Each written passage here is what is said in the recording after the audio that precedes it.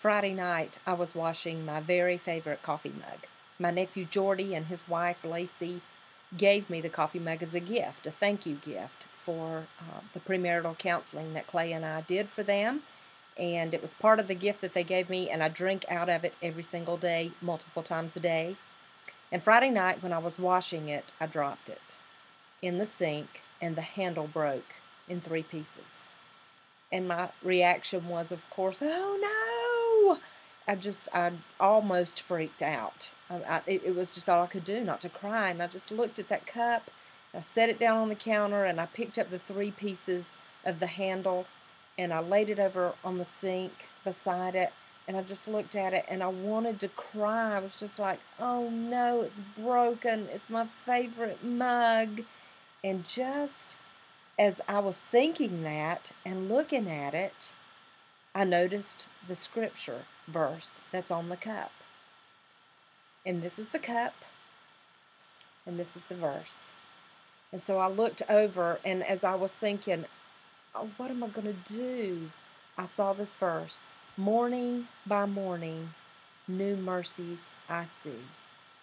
And the reminder that we get a fresh start, we get a new start. And so I said, you know what, I can fix this. I can show this cup mercy. I'm not going to throw it away just because I broke the handle. And so I picked up the 3 pieces, and I laid them out on the counter, and I started piecing them together to see if it was a clean enough break that I could save the handle. And sure enough, it was. And so I laid it aside with plans to go the next day to get some kind of glue that would work on ceramic. It's laying on the counter in front of my Keurig coffee maker where it stays most of the time. And I went into the living room, and Caleb and Lauren came in, and I heard them in the kitchen. I knew as soon as they spotted my favorite cup, which they know is my favorite cup. Everybody knows it is. I heard them say, oh no, and Lauren said, oh, how sad. And she was just having a little breakdown with me over my cup being broken, and even Caleb said, oh, that's terrible. And then, about 30 minutes later, Clay and Poppy came in, and they both said, oh no. And Clay said, who broke your cup? And I said, I did. And Poppy came through, and he picked up the pieces of the handle, and he said, oh, that can be fixed. And I so respected a 77-year-old man's perspective, which was much different than even Lauren at 21 or Caleb at 21 or me at late 40s, like really late 40s, and Clay at late 40s. You know, our first reaction is, oh no, what can be done? Can anything be done? And Poppy's reaction was immediately, oh, that can be fixed. Because he'd been around the block a few times. Poppy has seen broken cups his whole life. And he saw the potential of that being fixed and still used again. And so for me, that was my cup. This is my favorite cup. And because it's my favorite cup, and because I love it so much, I was not and am not willing to throw it away. It means too much to me. Instead, what I wanted to do is try to restore it so that I could use it again. And so that night, I started going through 4 junk drawers. I don't know how many you have. Most people have 1. I have 4. And so I start digging through them just to see if by chance I did have some glue, and I did. And so I glued those 3 pieces back together, glued it onto the cup, and Saturday morning, I drank from this cup with the handle on it. Look at that. Can you tell that it's been broken? No. Not from afar you can't. But if you look up close, you can see if I can figure out how to turn this around, you can see the crack just a little bit. Probably better from this side. Yeah, there you go. You can see the crack if you look up close. And you know what? I thought about how this cup is my favorite cup. It is absolutely my favorite cup. And morning by morning, new mercies I see. And I thought, what a beautiful picture of what God has done for my life. I am a broken cup that has been fixed, that has been restored. For me, my broken handle is my divorce. I found myself going through a divorce at age, I don't know, I guess 34. Don't remember exactly how old I was. But divorce, I would have never thought would have been something that I'd go through. Me, who was raised in a pastor's home, the golden child in the family, I just never would have thought that I would do something like go through a divorce that would cause my reputation, my testimony, and even my influence as a Christian to be broken. But it did. You know, for me, who had always taken the stand that divorce is not an option and really judged those who went through that divorce, I found myself there. And I can remember as if it were yesterday. I remember saying to the Lord when I made the decision to move out, I said to the Lord, please don't put me on a shelf. Please do not see me as a broken, unused vessel. Please don't put me on the shelf.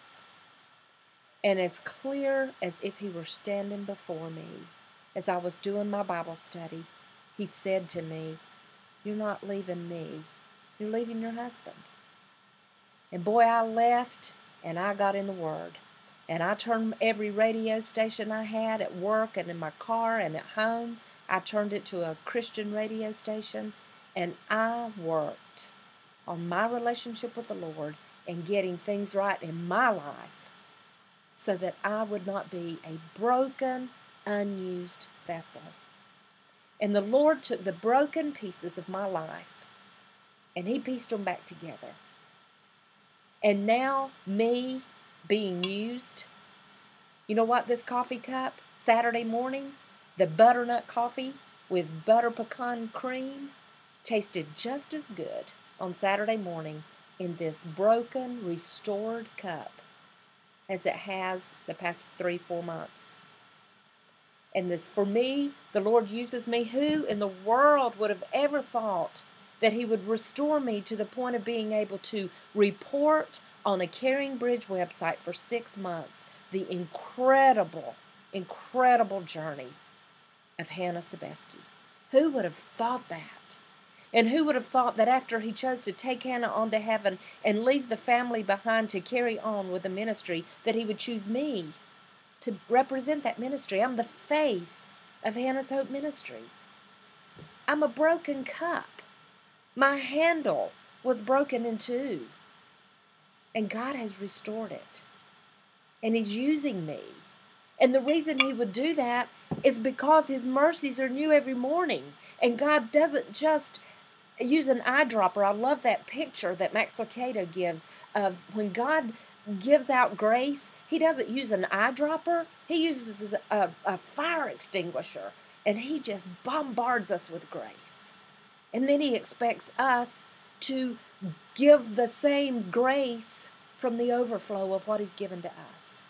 And he has done that for me. He has restored me. And you know what? From a distance, nobody has any idea that I was ever broken.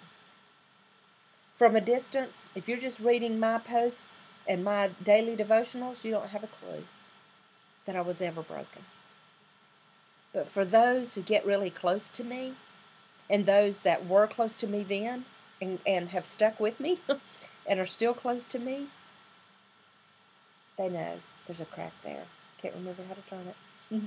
They know there's a crack there. Right there. They know there's a crack.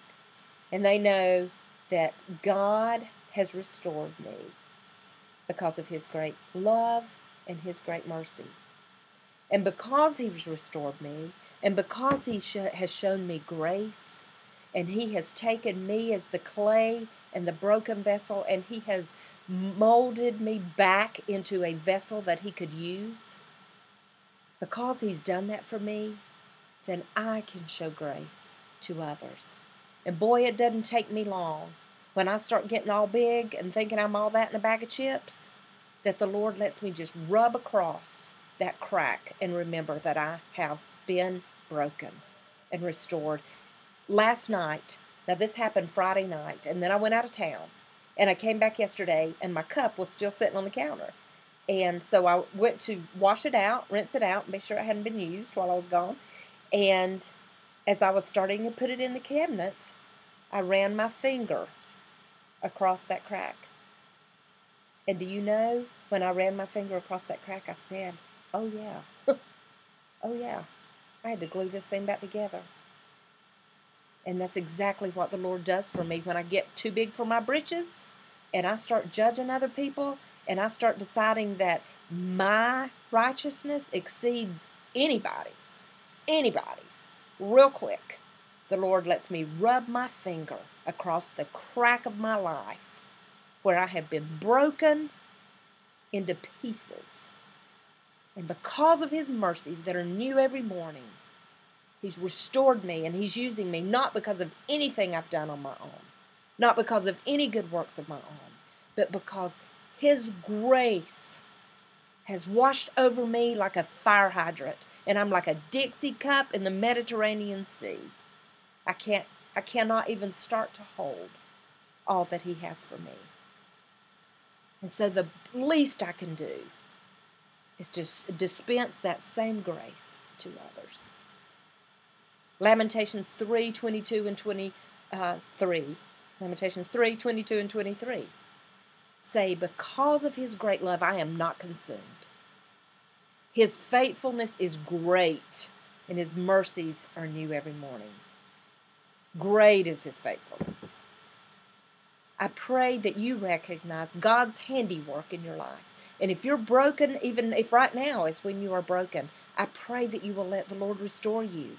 And you may be broken into more pieces than just 3. This was 3 pieces. It was broken at this base, it was broken at this base, and then it was broken right in the middle. And I had to piece those 3 together and put them on here. And it's good as new. It's good as new. It still holds coffee every morning, and that butternut coffee tastes just as good as it did before I broke it. The Lord can do that same thing for you. He can restore you and use you just as He was using you before, and in even greater ways. That's what He's done for me. Before I went through my divorce, I was effective, I'm sure, at church. I was effective in individuals' lives, but boy, I didn't have near the audience that He has blessed me with now. And it's because He took a broken vessel and He put it back together. And He is using those broken pieces of my life to minister to others. Let Him do the same thing for you. What's your broken handle? It may not be a divorce. Whatever your broken handle is, use it for God's glory.